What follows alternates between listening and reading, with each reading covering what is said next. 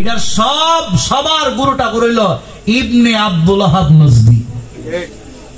আল্লাহ রাসূল কয় সাহাবীরা এই নজতাইকা শয়তানের গুরুটা করবে রিব, আর এটা লিডার হইব ইবনে আব্দুল ওয়াহাব নজদি। এর লাগে এখান থেকে নাম রয়েছে ওয়াহাবি। ওই ইবনে আব্দুল ওয়াহাব থেকে ওয়াহাবি, এর লাগে এরা আমরা ওয়াহাবি কই। এরা কিন্তু ওয়াহাবি ডালে এরা কিন্তু মারাত্মক বেজার হয়। আর আমরা যখন সুন্নির ঘরের সুন্নির ঘরে সুন্নি ফাললে ইচ্ছা মতো আমরা যতবার সুন্নি করবো ততবার আমরা সোয়া বইব। আমরা রাগ উঠতো না, বড় সড়ো সুন্নি তো আমরা ভালো লাগে। আর এরা ওয়াহাবি কইলে ওয়াহাবি কইছে কইতে ওয়াহাবিছি আমরা, কথা বুঝেন না?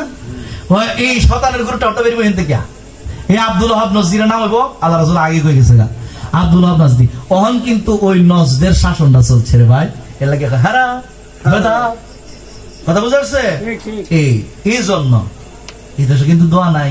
আমরা যে নামাজ দোয়া হয়েছে দোয়া নাই, মিলাদ নাই, কিয়াম নাই। তবে সুন্নি যারা আছে এরা কিন্তু সবাই সবটা করতেছে, কথা বুঝাচ্ছে।